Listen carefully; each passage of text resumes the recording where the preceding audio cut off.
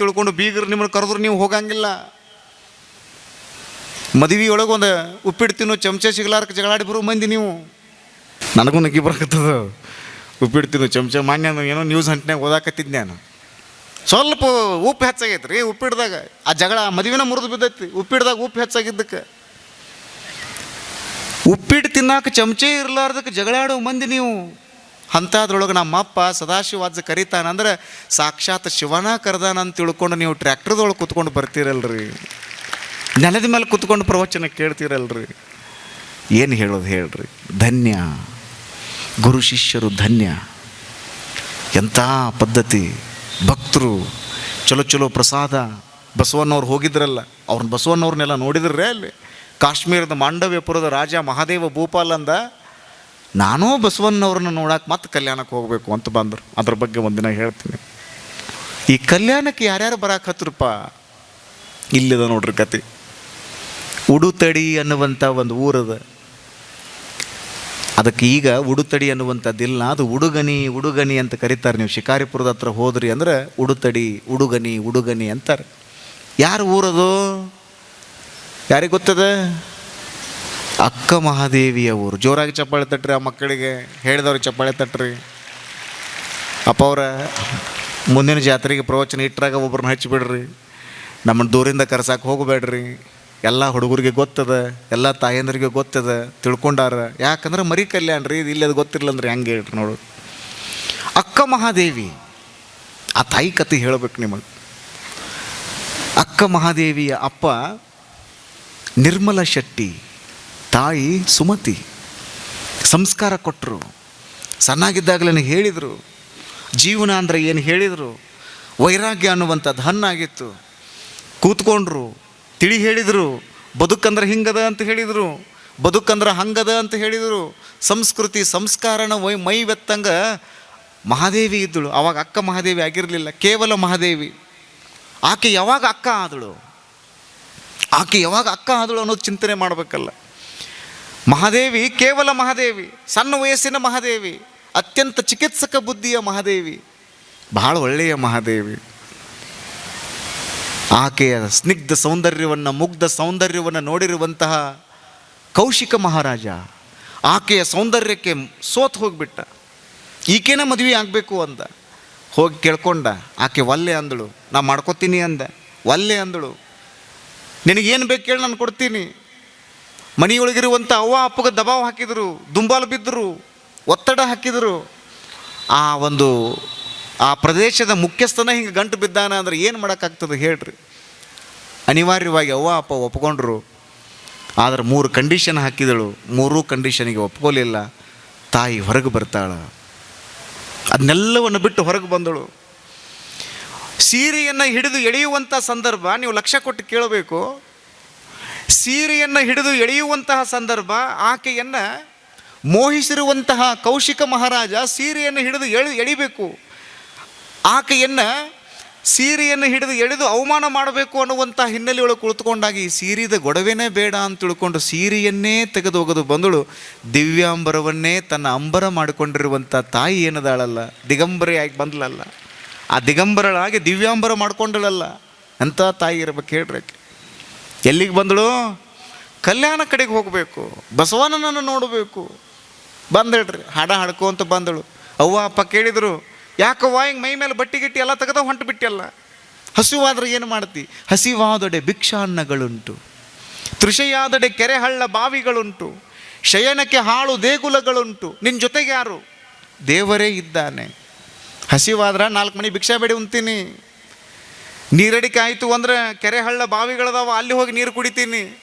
ಈಗ ನಂಗೆ ಎಕ್ವಾಕ್ಫಿನ ನೀರ್ದಾವನ್ರಿ ತನ್ರಿ. ಅವ ಬಿಸ್ಲೇರಿ, ಓಂಕಾರ್ ಯಾವ ಇರಲಿಲ್ಲ. ನೀರಡಿಕೆ ಆದ್ರೆ ಏನು ಮಾಡ್ತಿ? ಅಲ್ಲಿ ಹೋಗಿ ಕುಡಿತೀನಿ. ಎಲ್ಲಿ ಮಲ್ಕೊಳ್ತಿ? ಹಾಳು ಬಿದ್ದ ದೇಗುಲಗಳದಾವ, ಅಲ್ಲಿ ಹೋಗಿ ಮಲ್ಕೋತೀನಿ. ನಿನ್ನ ಜೊತೆಗೆ ಯಾರವ? ದೇವರದಾನ, ಇನ್ಯಾರು ಬೇಕು? ನಿಮ್ಮ ಜೊತೆಗೆ ದೇವರಿಲ್ಲ ಅಂದ್ರೆ ನೀವು ವಿಚಾರ ಮಾಡಬೇಕು. ನಿಮ್ಮ ಜೊತೆಗೆ ದೇವರನ್ನ ಅದಾನ ಅಂದ್ರೆ ಇನ್ನು ಉಳ್ಕೋದು ಯಾರ ಬಗ್ಗೆನೂ ನೀವು ವಿಚಾರ ಮಾಡಬಾರ್ದು. ದೇವರೊಬ್ಬ ನಿಮ್ಮ ಜೊತೆಗೆ ಇದ್ದ ಅಂದ್ರೆ ನಿಮ್ಮನ್ನು ಯಾರು ಏನೂ ಮಾಡೋಕ್ಕಾಗಂಗಿಲ್ಲ ಅನ್ನೋದನ್ನು ತಿಳ್ಕೊಬೇಕು ನೀವು. ದೇವರದಾನ, ಚನ್ನಮಲ್ಲಿಕಾರ್ಜುನ ದೇವರದಾನ. ಹೊಂಟ್ರಿ ತಾಯಿ ಹಾಡ ಹಾಡ್ಕೊತ ಹೊಂಟಳು. ಬೆಟ್ಟದ ಮೇಲೊಂದು ಮನೆಯ ಮಾಡಿ ಮೃಗಗಳಿಗೆ ಅಂಜಿದಡೆ ಎಂತಯ್ಯ, ಸಮುದ್ರದ ತಟದಲ್ಲೊಂದು ಮನೆಯ ಮಾಡಿ ನೆರೆತೊರೆಗಳಿಗೆ ಅಂಜಿದಡೆ ಎಂತಯ್ಯ, ಸಂತೆಯೊಳಗೊಂದು ಮನೆಯ ಮಾಡಿ ಶಬ್ದಕ್ಕೆ ನಾಚಿದಡೆ ಎಂತಯ್ಯ. ಚನ್ನಮಲ್ಲಿಕಾರ್ಜುನ, ಲೋಕದಲ್ಲಿ ಹುಟ್ಟಿದ ಬಳಿಕ ಸ್ತುತಿ ನಿಂದೆಗಳು ಬಂದರೆ ಮನದಲ್ಲಿ ಕೋಪವ ತಾಳದೆ ಸಮಾಧಾನಿಯಾಗಿರಬೇಕಯ್ಯ ಅಂತ ಹೇಳಿದ್ಲು ಅಕ್ಕ ಮಹಾದೇವಿಯವರ ಈ ವಚನವನ್ನು ನೀವೆಲ್ಲರೂ ಚಪ್ಪಾಳೆ ತಟ್ಟಿ ಸ್ವಾಗತ ಮಾಡ್ಕೋಬೇಕು. ಸ್ತುತಿ ನಿಂದೆಗಳು, ನಿಮಗೆ ಜೈ ಜೈ ಜೈ ಜೈ ಅನ್ನೋರು ಇರ್ತಾರೆ, ನಿಮಗೆ ಧಿಕ್ಕಾರ ಹಾಕೋರು ಇರ್ತಾರೆ, ನಮಸ್ಕಾರ ಮಾಡೋರು ಇರ್ತಾರೆ, ಧಿಕ್ಕಾರ ಹಾಕೋರು ಇರ್ತಾರೆ, ಶಾಲು ಹೊಚ್ಚಿ ಸನ್ಮಾನ ಮಾಡೋರು ಇರ್ತಾರೆ, ನಿಮ್ಮನ್ನು ಸಿಕ್ಕಾಪಟ್ಟಿ ಬೈದು ನಿಮಗೆ ಅವಮಾನ ಮಾಡೋರು ಇರ್ತಾರೆ. ಅದು ಎಲ್ಲವನ್ನು ಯಾವುದೂ ತಲೆಯಾಗಿ ಇಟ್ಕೊಳ್ಬಾರ್ದು. ನೀವು ತಲೆಯಾಗಿ ಏನೂ ಇಟ್ಕೊಳ್ಳಾರ್ದಂಗೆ ಆರಾಮಾಗಿದ್ದುಕೊಂಡು ಸ್ತುತಿ ನಿಂದೆಗಳು ಬಂದು ಅಂದರೆ ಯಾವುದನ್ನೂ ತಲೆಗೆ ಹಚ್ಕೊಳ್ಳಾರ್ದಂಗೆ ಆರಾಮಾಗಿದ್ದು ಬಿಟ್ರಿ ಅಂತಂದ್ರೆ ನೀವು ಎಲ್ಲಿರ್ತೀರಲ್ಲ ಅಲ್ಲಿಯೇ ದೇವರ ಸಾಕ್ಷಾತ್ಕಾರ ಆಗ್ತದೆ. ಅದಕ್ಕೇ ನಮ್ಮ ಶರಣರು ಏನು ಹೇಳಿದರು, ಈ ಎಲ್ಲವುಗಳನ್ನು ಸಮಾನವಾಗಿ ಸ್ವೀಕಾರ ಮಾಡಬೇಕು. ಹಿಂಗೆ ಆಡ್ಕೋತ ಬಂದ್ರಿ ಕಲ್ಯಾಣ ಕಾಣಿಸ್ತಾ ಇತ್ತು. ಕಲ್ಯಾಣವನ್ನು ನೋಡಿರುವಂತಹ ಅಕ್ಕ ಖುಷಿಪಟ್ಟಳು. ನಮ್ಮಪ್ಪ ಬಸವಣ್ಣಗಿರುವಂತಹ ನಾಡಿದು. ಕಲ್ಯಾಣ ಅನ್ನುವುದು ಇನ್ಯಾರಿಗೂ ಹೋಗಬಾರದು. ಕಲ್ಯಾಣ ಅನ್ನುವಂಥ ಪಟ್ಟಣ ಏನೈತಲ್ಲ, ಆಸೆ ಆಮಿಷಗಳನ್ನು ಅಳಿದವರಿಗಲ್ಲದೆ ಇಲ್ಲಿ ಕಲ್ಯಾಣಕ್ಕೆ ಯಾರೂ ಅಡಿ ಇಡಬಾರದು. ಕಲ್ಯಾಣಕ್ಕೆ ಯಾರು ಬರಬೇಕು ಅಂದರೆ ಆಸೆ ಬಿಟ್ಟವ್ರು ಬರಬೇಕು, ಭವಪಾಶವನ್ನು ಗೆಲ್ಲುವವರು ಬರಬೇಕು, ಸುಮ್ಮನೆ ಯಾರ್ಯಾರೋ ಬರುವಂಥದ್ದಲ್ಲ. ಅಲ್ಲಿ ಬಂದಳು, ನೋಡಿದಳು, ಕಲ್ಯಾಣವನ್ನು ನೋಡಿ ಖುಷಿಪಟ್ಟಳು. ಅಯ್ಯ, ನಿಮ್ಮ ಶರಣರು ಮೆಟ್ಟಿದ ಧರೆ ಪಾವನವಯ್ಯ. ಹಾಡ ಹಾಡಕತ್ತಾಳ ಅಕ್ಕ, ಹೃದಯ ತುಂಬಿ ಖುಷಿಪಟ್ಟು ಹಾಡ ಹಾಡಕತ್ತಾಳ. ನಿಮ್ಮನ್ನು ನೋಡಿ ನನ್ನ ಕಣ್ಣುಗಳು ಧನ್ಯ ಆದವು ಅಂತ ಹೇಳ್ತಾಳೆ. ಹೆಂಗೆ ಸ್ವಾಮಿ ವಿವೇಕಾನಂದರು ಹೊರದೇಶಕ್ಕೆ ಹೋಗಿ ಭಾರತಕ್ಕೆ ಬಂದಾಗ ಇಲ್ಲಿಯ ಮಣ್ಣನ್ನು ಹೆಂಗೆ ತಮ್ಮ ತಲೆಯ ಮೇಲೆ ಹಾಕ್ಕೊಂಡ್ರಲ್ಲ, ತಮ್ಮ ಹಣೆಗೆ ಪೂಸ್ಕೊಂಡ್ರಲ್ಲ, ಹಚ್ಕೊಂಡ್ರಲ್ಲ, ಅದನ್ನೆಲ್ಲ ನೋಡಿ ನಮಗೂ ಮೈ ರೋಮಾಂಚನ ಆಗ್ತದೆ. ಅಂಥದೇ ಒಂದು ಪ್ರಸಂಗ. ಕಲ್ಯಾಣವನ್ನು ನೋಡಿರುವಂತಹ ಅಕ್ಕ ಅಕ್ಷರಶಃ ಖುಷಿಪಟ್ಟಳು. ಮಹಾದೇವಿ ಖುಷಿಪಟ್ಟಳು, ಬಸವಣ್ಣವರನ್ನು ನೋಡಬೇಕು ಅಂತ ಹೇಳಿ. ಈ ಸುದ್ದಿ ಬಸವಣ್ಣವರಿಗೂ ಮೂಡಿತು. ಮಹಾದೇವಿ ಬರಾಕತ್ತಾಳ, ನಮ್ಮವ್ವ ಬರಾಕತ್ತಾಳ, ನಮ್ಮ ಅಕ್ಕ ಬರಾಕತ್ತಾಳ, ಬಸವಣ್ಣ ಖುಷಿ ಪಡಾಕತ್ತಾರ. ಅವ್ರಿಗೆ ಗೊತ್ತಾಗ್ತದೆ, ಮಹಾತ್ಮರಿಗೆ ಗೊತ್ತಾಗಂಗಿಲ್ಲನ್ರಿ. ಕಣ್ಣರಿಯದಿದ್ದರು ಕರುಳರಿಯದೆ. ಇನ್ನು ನಿಮ್ಮ ಕತೆ ಹೇಳ್ಬೇಕ್ರಿ. ನಾನು ಒಂದಿಷ್ಟು ಏನಾರೇ ಊಟ ಮಾಡುವಾಗ ಬಿಕ್ ಹೈತ್ರಿ ಏನು ಮಾಡ್ತೀರಿ? ನಮ್ಮವ್ವ ನೆನ್ಸಕತ್ತಾಳ ನೋಡು, ನಮ್ಮ ಅಪ್ಪ ನೆನ್ಸಕತ್ತಾನ ನೋಡು. ಅದರಾಗ ಪಂಚಮಿ ಸುತ್ತಮುತ್ತ ಏನಾರೇ ಬಿಕ್ ಹೈತಂದ್ರೆ ಮುಗ್ದ ಹೊತ್ತು ನೋಡ್ರಿ. ಕತೆ ಭಾಳ ದೊಡ್ಡದೈತೆ ಅಂದಂಗೆ ಅದು. ತವ್ರ ಮನೆಗೆ ಹೋಗೇ ಬಿಡ್ತೀರಿ ನೀವು. ಅವಾಗ ಮೊಬೈಲ್ ಫೋನ್ಗಳು ಇರಲಿಲ್ಲ, ಟೆಲಿಫೋನ್ಗಳು ಇರಲಿಲ್ಲ, ಏನೂ ಇರದೇ ಇರುವಂಥ ಸಂದರ್ಭದೊಳಗೆ ನಿಮಗೆ ಭಾಳ ಸ್ಪಷ್ಟವಾಗಿ ಗೊತ್ತಿತ್ತು, ನಮ್ಮ ತವ್ರ ಮನ್ಯಾಗ ನಮ್ಮ ಅವ್ವ ನಾನು ನೆನ್ಸಕತ್ತಾಳ ಅಂಥೇಳಿ. ನೀವು ಮಕ್ಕಳು ಎಷ್ಟೋ ದೂರ ಇದ್ರೂ ಕೂಡ ನಿಮಗೆ ಗೊತ್ತಾಗ್ತಿತ್ತು. ಯಾಕಂದರೆ ಕರುಳು ಸಂಬಂಧ ಹಂಗೆ ಕರಿತಿತ್ತು ಅಂಥೇಳಿ. ಬಸವಣ್ಣಗೆ ಗೊತ್ತಾಗಕ್ಕೈತದು ಮಹಾದೇವಿ ಬರಾಕತ್ತಾಳ ಅಂಥೇಳಿ. ಮಹಾದೇವಿ ಬಂದಳು, ತ್ರಿಪುರಾಂತಕ ಕೆರೆ ಇತ್ತು, ಅಲ್ಲಿ ಕೂತ್ಕೊಂಡ್ಲು. ಇನ್ನೇನು ಅನುಭವ ಮಂಟಪದ ಒಳಗೆ ಬರಬೇಕು. ಬಸವಣ್ಣನವರನ್ನ ಯಾವಾಗ ನೋಡೀನಿ ಅಂತ ತಿಳ್ಕೊಂಡು ಅತ್ಯಂತ ಚಾತಕ ಪಕ್ಷಿ ಹಂಗೆ ಕಾಯಕತ್ತಾಳ ಮಹಾದೇವಿ. ಅನುಭವ ಮಂಟಪದ ಒಳಗೆ ಇನ್ನೇನು ಹೆಜ್ಜೆ ಇಡ್ಬೇಕಂತಿದಳು. ಸ್ಟಾಪ್ ಅಂದರು. ಯಾರು? ನಮಸ್ಕಾರ ರೀ. ಯಾರ್ರೀ? ಅಲ್ಲಮ ಪ್ರಭುದೇವರು. ಕೇಳ್ಬೇಕ್ರಿ ನೀವು. ನಿಲ್ಲವ, ಬಸವಣ್ಣ ನೋಡಾಕತ್ತಾರ. ಇನ್ನೇನು ಅನುಭವ ಮಂಟಪದ ಒಳಗೆ ಹೆಜ್ಜೆ ಇಡಬೇಕಂತಾಳ. ನಿಲ್ಲವ, ಅಲ್ಲೇ ನಿಂದ್ರು. ಉದ ಮದದ ಯೌವನವನ್ನೊಳಗೊಂಡ ಸತಿ ನೀನು ಇತ್ತಲೇಕೆ ಬಂದೆ ಯವ್ವ. ಸತಿ ಎಂದರೆ ಮುನಿವರು ನಮ್ಮ ಶರಣರು. ನಿನ್ನ ಪತಿಯ ಕುರುಹ ಹೇಳಿದರೆ ಬಂದು ಕುಳ್ಳಿರು, ಇಲ್ಲವಾದರೆ ತೊಲಗು ತಾಯೇ ತೊಲಗು ಅಂದರು. ಗಾಬರಿ ಬಿದ್ದರು ಬಸವಣ್ಣವ್ರು. ಹಿಂಗ್ಯಾಕಂದ್ರೆ ಅಲ್ಲಂ ಪ್ರಭುದೇವ್ರು ಅಂಥೇಳಿ. ಉದ ಮದದ ಯೌವನವನ್ನೊಳಗೊಂಡ ಸತಿ ನೀನು ಇತ್ತಲೇಕೆ ಬಂದೆ. ಚನ್ನ ಬಸವಣ್ಣವ್ರು ನೋಡಿದರು. ಏನೋ ಒಂದು ಆಗಂಗೆ ಕಾಣ್ತತಿ ಇಲ್ಲಿ, ಏನೋ ಒಂದು ನಡೆಯೋಂಗೆ ಕಾಣ್ತದೆ ಇಲ್ಲಿ. ಮುಖದ ತುಂಬೆಲ್ಲ ಸ್ನಿಗ್ಧ ಸೌಂದರ್ಯವನ್ನು ತುಂಬಿಕೊಂಡಿರುವಂಥ ಮಹಾದೇವಿ ಬಂದು ನಿಂತಾಳ.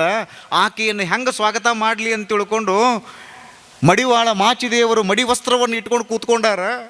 ಚನ್ನ ಬಸವಣ್ಣವ್ರು ಇನ್ನೇನು ಕರೆದ ಬಿಡ್ಬೇಕು ಒಳಗಂತ ಅವ್ರು ಕೂತ್ಕೊಂಡಾರ. ನಿಲ್ಲವ ಅಂದರು. ಅತ್ಯಂತ ಗಂಭೀರ ವದನರಾಗಿರುವಂತಹ ಅಲ್ಲಮ ಪ್ರಭುದೇವರು ನಿಂತ್ಕೋ ಅಲ್ಲಿ ಅಂದರು. ನಿನ್ನ ಗಂಡನ ಹೆಸರು ಹೇಳಿದೆ ಅಂದ್ರೆ ಬಂದ್ಕೊಂಡ್ರು, ಇಲ್ಲ ಅಂದ್ರೆ ಹೋಗಿಬಿಡಿ ಇಲ್ಲಿಂದ ಅಂದರು. ಬಸವಣ್ಣವ್ರು ಕಿವಿನೂ ಮುಚ್ಕೊಂಡ್ರು. ಹೋಗನ್ನಕತ್ತಾರಲ್ರಿ, ಬರ್ರಿ ಅನ್ಬೇಕು ನಾವು. ಬರವೆಮಗೆ ಪ್ರಾಣ ಜೀವಾಳವಯ್ಯ ಅಂತ ನಾ ಹೇಳಿದಾಗ ಚಪ್ಪಾಳೆ ತಟ್ಟಿ ನನ್ನ ಮಾತುಗಳನ್ನು ಸ್ವಾಗತ ಮಾಡ್ಯಾರ. ಈಗ ಹೋಗನ್ನಕತ್ತಾರಲ್ಲ. ಅದರಾಗ ಪುಣ್ಯದ ಪುತ್ಥಳಿಯಾಗಿರುವಂಥ ಮಹಾದೇವಿ ಬಂದಾಗ ಹೋಗನ್ನಕತ್ತಾರಲ್ಲ. ಈಕೆ ಉತ್ತರ ಏನು ಕೊಡ್ತಾಳೋ ಏನೋ, ಇನ್ನೂ ಸಣ್ಣಕ್ಕಿದಾಳ, ಹೆಂಗೆ ಉತ್ತರ ಕೊಡ್ತಾಳ ಅಂತ ತಿಳ್ಕೊಂಡು ಬಸವಣ್ಣನದ್ದು ತಾಯಿ ಜೀವ ಅಲ್ಲ, ಏನು ಉತ್ತರ ಕೊಡ್ತಾಳಂತ ಕೂತ್ಕೊಂಡಿದ್ರು. ತಾಯಿ ಚಾಲನ ಮಾಡಿದ್ಲು ನೋಡ್ರಿ. ಸಾವಿಲ್ಲದ ಕೇಡಿಲ್ಲದ ರೂಹಿಲ್ಲದ ಚಲುವಂಗಾನೊಲಿದೆ ನವ್ವ, ಭವವಿಲ್ಲದ ಭಯವಿಲ್ಲದ ನಿರ್ಭಯ ಚಲುವಂಗಾನೊಲಿದೆ ನವ್ವ, ಎಡರಿಲ್ಲದ ತೊಡರಿಲ್ಲದ ಅದ್ಭುತವಾದ ಚಲುವಂಗಾನೊಲಿದೆ ನವ್ವ. ಅಕ್ಕ ಹೇಳಕತ್ತಾಳ, ಚನ್ನಮಲ್ಲಿಕಾರ್ಜುನ ಎನ್ನುವಂತಹ ಗಂಡ ನನಗದಾನ, ಉಳ್ದವ್ರ ಗಂಡರನ್ನೆಲ್ಲ ಹೋಗಿ ಒಲ್ಯಾಗ ಹೋಗಿ ಇಡ್ರಿ ಅಂತ ತಿಳ್ಕೊಂಡು ಅಕ್ಕ ಮಾದೇವಿ ಹೇಳಿದ್ಲು. ಲೌಕಿಕ ಗಂಡಂದ್ರೆ ಏನದಾರಲ್ಲ, ಇವ್ರು ಯಾರು ನನಗೆ ಜರುರತ್ತಿಲ್ಲ. ನನಗೆ ಲೌಕಿಕ ಗಂಡನ ಜರುರತ್ತಿಲ್ಲ. ನನಗೆ ಆಧ್ಯಾತ್ಮದ ಗಂಡ ಯಾರು ಅಂದ್ರೆ ಚನ್ನಮಲ್ಲಿಕಾರ್ಜುನ ಅನ್ನುವಂಥ ಗಂಡದಾನ. ನನ್ನ ಗಂಡನ ಹೆಸರು ಚನ್ನಮಲ್ಲಿಕಾರ್ಜುನ ಅಂದಳು. ಈಗ ತಾಯಂದ್ರೆ ಹಳ್ಳಿಯವರೆಲ್ಲ ಬಂದಿರು ಹೆಸರು ಹೇಳ್ರಿ ನಮಗೆ ಹೇಳಕ್ಕೆ ಬರಂಗಿಲ್ಲ. ಬರ್ತದೇನ್ರಿ? ಬರಂಗಿಲ್ಲ. ನಾ ಒಂದು ಕಡೆ ಹೋಗಿದ್ದೆ, ಆ ಹಳ್ಳಿ ಅಜ್ಜ ಬಂದ, ಅವ್ರನ್ನ ಕೇಳಿದರು ಹೆಸರು ಹೇಳ್ರಿ, ಮದುವೆ ಆಗತ್ತೆ ಹೆಸರು ಹೇಳ್ರಿ. ಆಕೆರೆ ಶೈ ನೇಚರ್ದಕ್ಕಿ, ನಾಚಿಕೆ ಸ್ವಭಾವದಕ್ಕಿ, ಹೆಸರು ಹೇಳ್ರಿ ಅಂತ ಅವ್ರು ಗಂಟು ಬಿದ್ದಾರೆ. ಆಕೆರೆ ಹೇಳಕ್ಕೆ ತಯಾರಿಲ್ಲ, ನೀ ಹೇಳಂಗಿಲ್ಲ ಅಂದ್ರೆ ನಾ ಬಿಡಂಗಿಲ್ಲ ಅಂತ ಇವ್ರು ಅಂತಾರೆ. ಚಾಲನ ಮಾಡಿದಿಳ್ರಿ. ಕಾತ್ರಿ ಮೇಲೆ ಕಾತ್ರಿ, ದೇವ್ರಿಗೆ ಎರ್ಸೋದು ಪತ್ರಿ, ಮಳೆ ಬಂದಾಗ ಛತ್ರಿ, ನನ್ನ ಗಂಡನ ಹೆಸರು ಕೇಳಿದವ್ರು ಹೆಣ ಎತ್ರಿ. ಕೇಳಿರೇನ್ರಿ ಕತೆ ಇಂಥವು? ಕತ್ರಿ ಮೇಲೆ ಕಾತ್ರಿ, ದೇವ್ರಿಗೆ ಇರಿಸೋದು ಪತ್ರಿ, ಮಳೆ ಬಂದಾಗ ಛತ್ರಿ, ನನ್ನ ಗಂಡನ ಹೆಸರು ಕೇಳಿದವ್ರು ಹೆಣ ಎತ್ರಿ ಅಂದ್ಲಕ್ಕೆ ಹೆಣ್ಮಗಳು. ಅವ ಹೆಸರು ಕೇಳಿದವ್ಗೆ ಏನು ಅನಿಸಿರ್ಬೇಕು? ಕಿವ್ಯಾಗ ಒಮ್ಮೆ 1000 ಪಟಾಕಿ ಶಬ್ದ ಹರಡಿದಂಗೆ ಆಗಿರ್ತೈತಿ. ಮಜಾ ಇರ್ತಾವ್ರಿ ಇವೆಲ್ಲ. ಈಗ ಹೋಗೇ ಬಿಟ್ಟು 2014-15 ಸಂದರ್ಭದಲ್ಲಿ ಈ ದೇಶದ ಘನತೆವೆತ್ತ ಪ್ರಧಾನಮಂತ್ರಿಗಳಾಗಿರುವಂತಹ ಸನ್ಮಾನ್ಯ ಶ್ರೀ ನರೇಂದ್ರ ಮೋದಿಜಿಯವರು ಲಂಡನ್ನಿಗೆ ಹೋಗಿದ್ದರು. ನಾನು ಟಿ ವಿ ಮುಂದೆ ಕುಳಿತುಕೊಂಡು ಕಣ್ಣರಳಿಸಿಕೊಂಡು ಆ ಕಾರ್ಯಕ್ರಮ ನೋಡ್ತಿದ್ದೆ.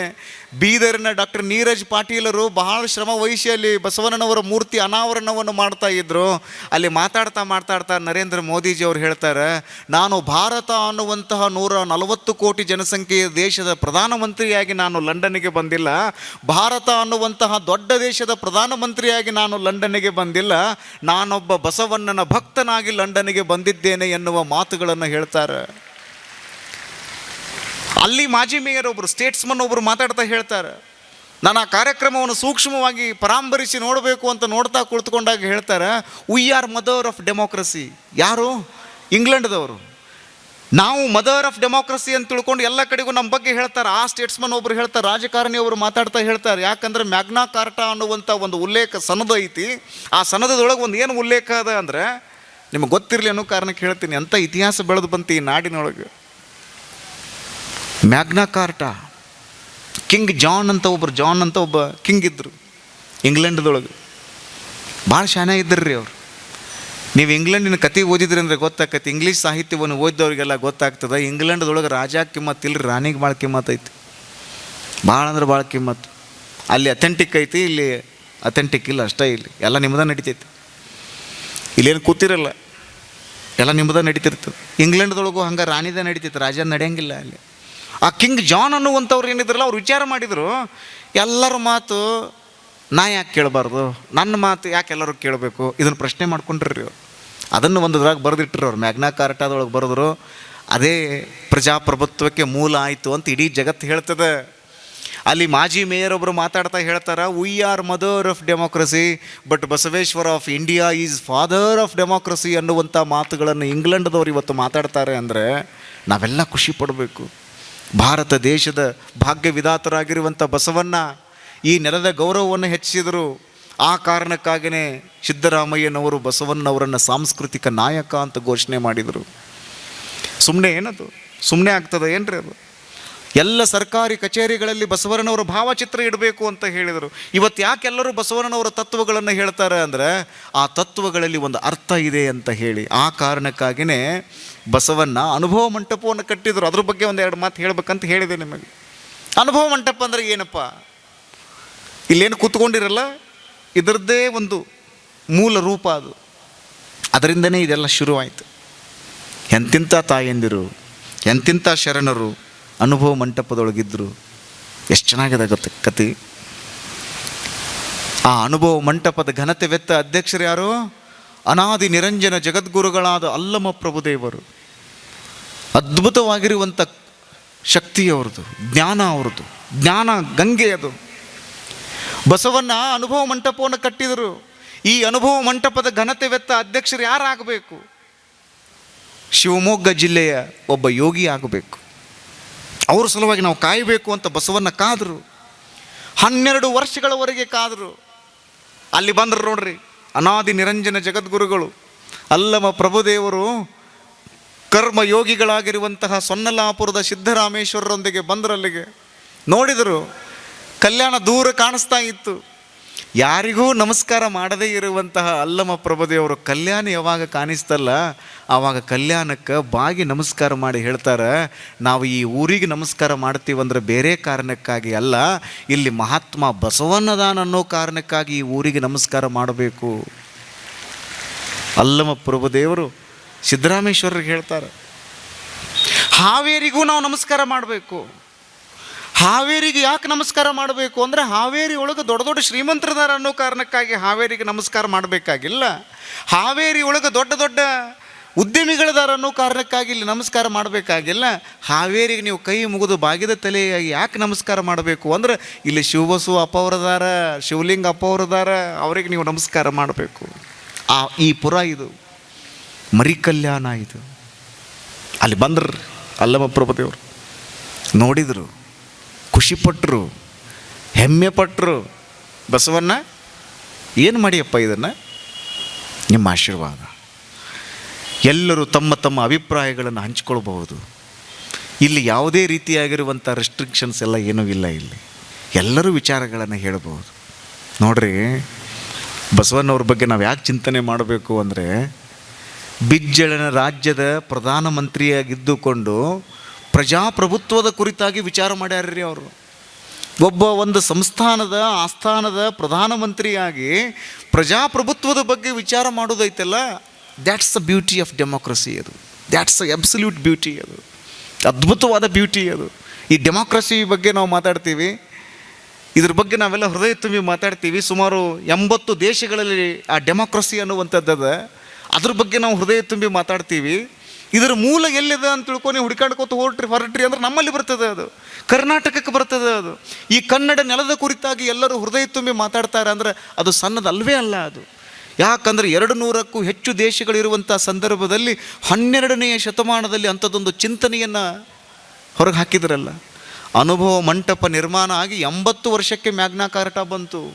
ಅದಕ್ಕಾಗಿಯೇ ಅಲ್ಲಿ ಪ್ರಜಾಪ್ರಭುತ್ವದ ಸಂಸತ್ತಿನ ಎದುರಿಗೆ ಬಸವಣ್ಣನವರ ಮೂರ್ತಿ ಅನಾವರಣ ಆಯಿತು. ಇದು ನಿಮಗೆ ಗೊತ್ತಿರಲಿ. ಅನುಭವ ಮಂಟಪ ಅದ್ರ ಬಗ್ಗೆ ಹೇಳಬೇಕು. ಅನುಭವ ಮಂಟಪದಲ್ಲಿ ಘನತೆವೆತ್ತ ಅಧ್ಯಕ್ಷರು ಕುಳಿತುಕೊಂಡಾರ. ಎಲ್ಲರೂ ಅಲ್ಲಿಗೆ ಬರೋರು. ಎಲ್ಲಿಗೆ ಬರೋರು? ಅನುಭವ ಮಂಟಪಕ್ಕನ ಬರೋರು ಎಲ್ಲರೂ. ಎಲ್ಲಿಂದ ಬಂದರು? ಕಾಶ್ಮೀರದ ಮಾಂಡವ್ಯಪುರದ ರಾಜ ಮಹಾದೇವ ಭೂಪಾಲ ಬಸವ ಕಲ್ಯಾಣಕ್ಕೆ ಬಂದ. ಯಾಕಂದ್ರೆ ಬಸವಣ್ಣನವರನ್ನು ನೋಡಬೇಕು. ಬಸವಣ್ಣನವರು ಇಷ್ಟಲಿಂಗದ ಪರಿಕಲ್ಪನೆಯನ್ನು ನೀಡ್ಯಾರ, ಅದನ್ನು ನೋಡಬೇಕು. ಬಸವಣ್ಣನವರು ದಾಸೋಹ ಮಾಡ್ತಾರಂತ ಅದನ್ನು ನೋಡಬೇಕು ಅಂತ ಅಲ್ಲಿಂದ ಬಂದ್ರಿ ಅವರು. ಯಾಕೆ ಅಲ್ಲಿಂದ ಬಂದ್ರಿ ಅವರು? ಬಸವಣ್ಣವ್ರು ಏನು ಮಾಡಿದರು ಅಂದರೆ, ಇಲ್ಲಿಂದ ಅಡುಗೆ ಮಾಡೋರನ್ನ ಕರ್ಕೊಂಡು ಹೋಗಿದ್ರಿ ಕಾಶ್ಮೀರಕ್ಕೆ. ನೀವು ಬಸವ ಪುರಾಣ ಓದಿದರೆ ಗೊತ್ತಾಗ್ತದೆ. ಬಸವಣ್ಣವ್ರಿಗೆ ಭಾಳ ಸ್ಪಷ್ಟವಾಗಿ ಗೊತ್ತಿತ್ತು. ಕಾಶ್ಮೀರದೊಳಗಿರುವಂತಹ ಕೆಲವೊಂದಷ್ಟು ಜನ ಜಂಗಮರಿಗೆ ಶುಚಿರುಚಿಯಾಗಿರುವಂತಹ ಮಹಾಪ್ರಸಾದವನ್ನು ಮಾಡಬೇಕು ಅಂತ ಹೇಳಿ ಇಲ್ಲಿಂದ ಬಾಣಸಿಗರನ್ನು ಕರ್ಕೊಂಡು ಹೋಗಿದ್ರಂತ್ರಿ ಅಲ್ಲಿಗೆ ಕಾಶ್ಮೀರಕ್ಕೆ. ಈಗ ನಂಗೆ ಫ್ಲೈಟ್ ಇಲ್ಲ, ಏನಿಲ್ಲ. ಮೊನ್ನೆ ನೋಡ್ರಿ ಇಲ್ರಿ, ಇಂಡಿಗೋ ಫ್ಲೈಟ್ಸ್ ಕ್ರೈಸಿಸ್ ನೋಡಿದ್ರಲ್ಲ, ಟಕ್ ಅಂತ ಬಂದಾಗಿಬಿಟ್ಟು ಎಷ್ಟು ದನಿಗೆ ಹಿಡಿದು ಬಿಡ್ತು, ದಂಗೆ ಹಿಡಿದು ಬಿಡ್ತು. ಗದ್ಲಾನ್ ಗದ್ಲ, ದೊಡ್ಡವ್ರಿಗೆಲ್ಲ ಗೊತ್ತಾಗ್ತದೆ. ಗದ್ಲಾನ್ ಗದ್ಲ, ಸಾವಿರಾರು ಕೋಟಿ ರೂಪಾಯಿ ಲಾಸ್ ಆಯಿತು. ಇಲ್ಲಿಂದ ಪುರ್ರ್ ಅಂತ ಹಾರಿ ಹೋಗಿ ನಾವು ವಿಮಾನ ಐತಿ ಹೋಗಿ ನಿಂದಿರ್ತೀವಿ. ಆ ಸಂದರ್ಭದೊಳಗೆ ಕಲ್ಯಾಣ ಎಲ್ಲಿ, ಕಾಶ್ಮೀರ ಎಲ್ಲಿ, ಅಲ್ಲಿಗೆ ಹೋಗ್ಯಾರ ಬಸವಣ್ಣವರು. ಯಾಕೆ ಹೋಗ್ಯಾರ? ಅಲ್ಲಿ ಜಂಗಮರಿಗೆ ಸಂತೃಪ್ತ ಮಾಡಿಸ್ಬೇಕು, ಪ್ರಸಾದವನ್ನು ನೀಡಬೇಕು ಅಂತ ಹೇಳಿ. ಬಸವಣ್ಣವ್ರು ಹಂಗೆ ಇಲ್ಲಿಂದ ಅಲ್ಲಿಗೆ ಹೋಗ್ಯಾರಲ್ರಿ. ಹಂಗೆ ಕನ್ನಡ ನಾಡಿನೊಳಗೆ ಹಾವೇರಿಯ ಸುತ್ತಮುತ್ತಲಿನ ಭಕ್ತರೆಲ್ಲರೂ ಚಲೋ ಚಲೋ ಪ್ರಸಾದವನ್ನು ತೆಗೆದುಕೊಂಡು ಹಾವೇರಿ ಹುಕ್ಕೇರಿ ಮಠಕ್ಕೆ ಬರಾಕತ್ತಾರ. ಇಲ್ಲಿ ಯಾಕೆ ಬರಾಕತ್ತಾರ ಅಂದ್ರೆ ಭಕ್ತರಿಗೆಲ್ಲರಿಗೂ ನಾವು ಪ್ರಸಾದವನ್ನು ಉಣಿಸ್ಬೇಕು ಅಂತ ಹೇಳಿ. ಜೋರಾಗಿ ಚಪ್ಪಾಳೆ ತಟ್ರಿ. ತಟ್ಟುತ್ತೀರಿ, ಯಾಕೆ ಸಣ್ಣದಂಗೆ ಹೊಡಿತೀರಿ ಅದನ್ನು? ನೀವು ಬಾಲ್ ಹೊಡಿದ ಕರೆ ಐತಿ ಅಂದ್ರೆ ಸಿಕ್ಸ ಹೊಡಿರಿ. ನಾನು ಇದಕ್ಕೆ ಹೊಡಿಲಾರ್ದ ಬಿಡೋದು, ಸುಮ್ಮನೆ ಕುಂಡ್ರು ಚಲೋ. ಅದು ಜೋರ ಹೊಡಿದದನ್ನು. ಎಷ್ಟು ಜನ ರೀ ಹಳ್ಳಿ ಮಂದಿನೆಲ್ಲ ನೋಡಿದ್ರೆ ನನ್ನ ಹೃದಯ ತುಂಬಿ ಬರ್ತದೆ. ನಮ್ಮ ಹಾವೇರಿ ಅಜ್ಜಾರಂತೂ ನೆಲದ ಮೇಲೆ ಕುಂಡ್ರವಲ್ರು. ಹಳ್ಳಿ ಮಂದಿನ ನೋಡಿ ನೋಡಿ ನೋಡಿ ರಾತ್ರಿ ಪ್ರಸಾದನ ಮಾಡಂಗಿಲ್ಲ. ನನಗೆ ಭಾಳ ಖುಷಿ ಆಗೈತಿ, ಭಾಳ ಖುಷಿ ಆಗೈತಿ. ಯಾಕ್ರಿ ಅಂತ ಮನಕ್ಕೆ ಹೊಡೆದವ್ರು ಕೇಳ್ತಾರೆ. ಯಾಕಂತ ಕೇಳ್ತಿರಲ್ರಿ? ಇಷ್ಟೆಲ್ಲ ಭಕ್ತರು ನಾವು ಹೋಗಿ ಒಂದು ಮಾತು ಹೇಳಿದ್ರೆ ಟ್ರ್ಯಾಕ್ಟರ್ದೊಳಗೆ ಕೂತ್ಕೊಂಡು ಚಳಿ ಒಳಗೆ ಬರ್ತಾರೆ ಅಂದರೆ ಇದಕ್ಕಿಂತನೂ ದೊಡ್ಡದು ಇನ್ನೇನದ ರೀ? ಇದನ್ನೆಲ್ಲ ನೋಡಿದ್ರೆ ನನಗೆ ಊಟನ ಹೋಗಂಗಿಲ್ಲ. ನಾನು ಅದನ್ನೇ ಹೇಳಿದೆ, ಜಗತ್ತಿನಲ್ಲಿ ಯಾವ ಸಂಬಂಧ ದೊಡ್ಡದು ಅಂದ್ರೆ ರಕ್ತ ಸಂಬಂಧ ದೊಡ್ಡದಲ್ವೇ ಅಲ್ಲ, ಗುರು ಶಿಷ್ಯರ ನಡುವೆ ಇರುವಂಥ ಭಕ್ತ ಸಂಬಂಧನೇ ದೊಡ್ಡದು.